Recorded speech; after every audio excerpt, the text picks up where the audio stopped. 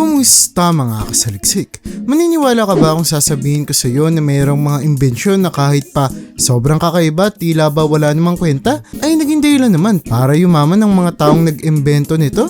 Kaya mula sa laruang tila ba naglalakad sa ating mga pader hanggang sa bagaheng pwedeng gawing sasakyan ay pag-usapan natin ang 10 pinakakakaibang imbensyon na nagpayaman sa nag-imbento nito. Kaya kung handa ka nang malaman ng mga ito ay simulan na natin.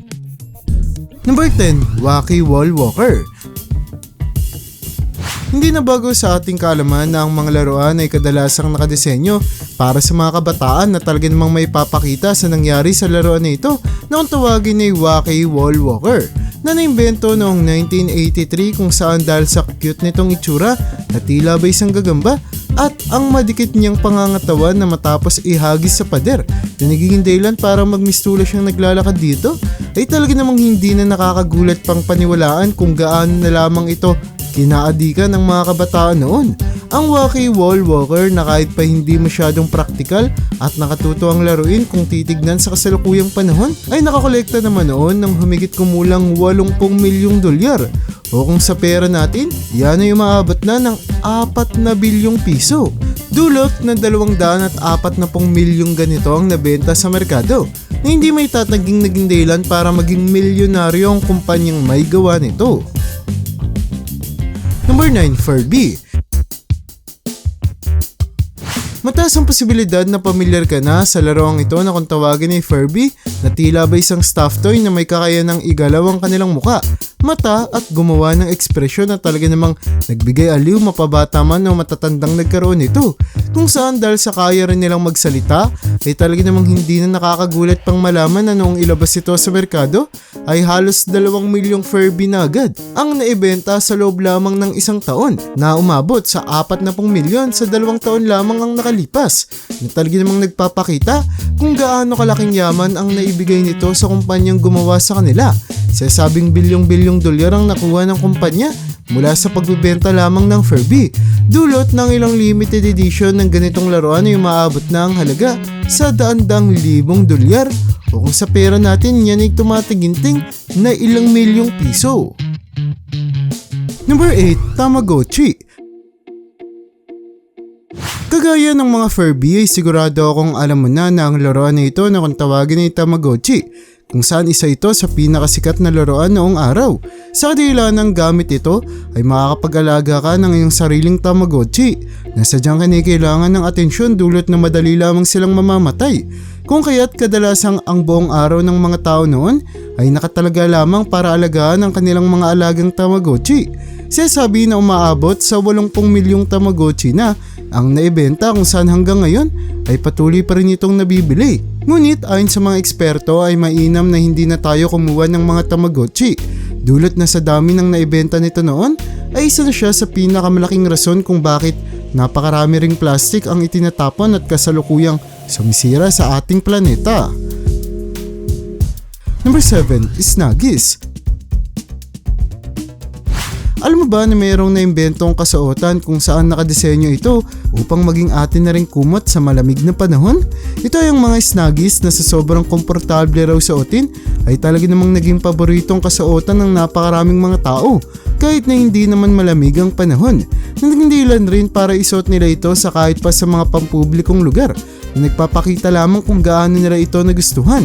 Ang Snuggies ay tila ba isang kumot na mayroong 2 butas na pwede nating pagsuotan ng ating mga kamay na para bang isang ordinaryong damit lamang na sobra daw nakakatulong upang makatulog tayo ng mahimbing sa mga malalamig na gabi nang hindi na problemang matanggal natin at masipa palayo ang ating mga kumot. Number 6, Alagang Bato. Sa dinami-rami ng maaaring ibenta sa merkado ay talaga namang hindi ka panipaniwalang sumikat ang produktong ito ng mga alagang bato kung saan makikita na isa lamang itong ordinaryong bato na may matang idinikit lamang na hindi may tatangging sobrang weird at kakaibang malaman na sumikat sa mga tao. Ang pinaka nakakagulat pa sa pangyayaring ito ay sinasabing 4 na milyong dolyar ang nakolekta nang nagbenta nito sa loob lamang ng 6 na buwan matapos siyang makabenta ng 1 milyong alagang bato na nagpapakita lamang kung paano siya naging isang milyonaryo sa pamamagitan lamang ng kanyang kakaibang na imbentong bato. Number 5, Slinky. Kung makikita mo ang Slinky ay sigurado akong pamilyar na sa iyo ang kanyang itsura. Dulot na isa lamang ito sa pinakasikat na laruan sa mga kabataan sa buong mundo, kung saan dahil sa nakakaaliw nitong itsura kasabay ng nababatak at matalbog niyang pangangatawan ay talaga namang hindi na tayo dapat magulat pa kung ating malalaman na ito ang naging dahilan para sa labis na pagyaman ng gumawa ng disenyo nito, kung saan dahil sa noon pang 1945 sinimulang ibenta ang laruan na ito na hanggang ngayon ay patuloy pa ring sikat sa mga tao, ay talaga namang hindi may tatanggi kung gaano na lamang kalaking pera ang nakolekta na mula sa pagbebenta nito. Number 4, Pillow Pits. Sa tuwing naglalaro ang mga bata ay madalas silang nakakatulog din agad matapos silang mapagod, na naging dahilan para sa pagkakagawa ng laruan na ito na kung tawagan ay Pillow Pits, kung saan meron siyang disenyo na para bang isang ordinaryong stuffed toys lamang. Ngunit ang iba sa kanila ay maaari silang buksan na magiging dahilan para maging isa silang una na pwedeng pagtulugan. Sinasabi na dahil sa cute din na itsura ng mga Pillow Pits ay nakatutulong din silang pakalmahin lalo ang mga bata na mas makatutulong upang mapaganda ang kanilang pagtulog.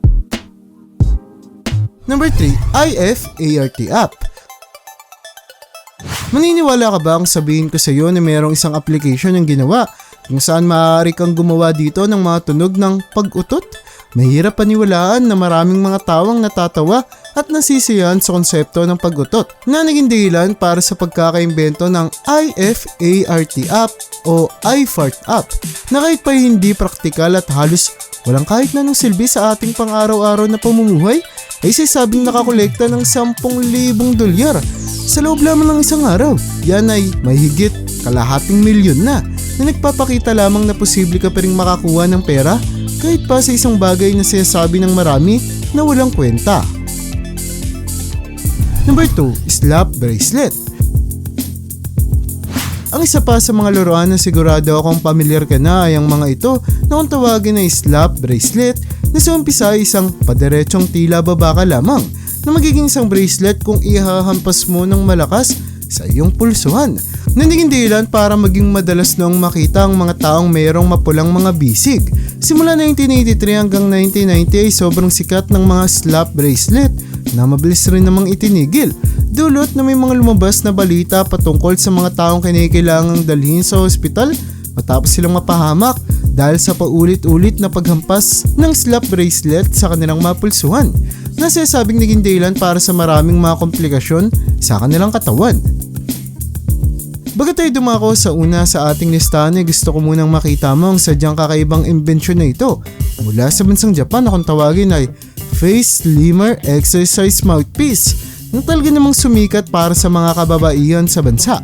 Dulot na sa pamamagitan daw nito ay higit na mababawasan ng mga tao ang kanilang mga wrinkles at lawlaw na balat sa kanilang mga mukha, kung kaya't kahit pa sobrang kakaiba ang itsura ng bagay na ito, pero dahil sobrang gumagana daw siya para sa mga tao ay talaga namang hindi na may tatanggi kung gaano na lamang kadami ang bumili dito at kung gaano kalaking halaga ang kanilang naipon. Number 1, Trunky.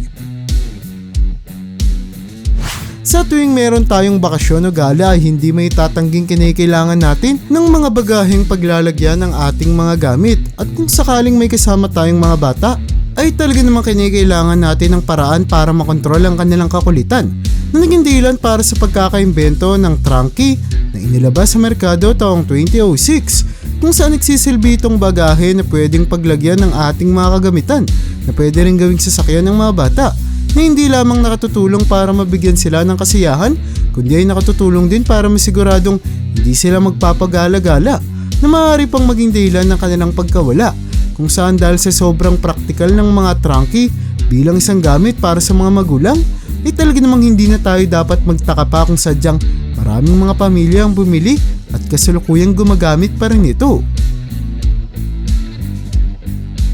At yan ang mga buo para sa listahan natin sa video na ito.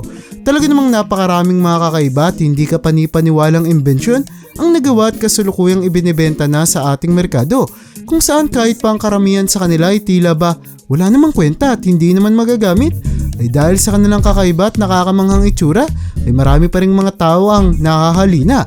Kaya para sa'yo, alin sa mga imbensyon na ito ang gusto mo ring magkaroon? I-comment mo naman yan sa baba. At hanggang dito na lang muna ang aking bahagi. Hanggang sa muli mga kasaliksik, maraming salamat sa panonood. See you in my next vid.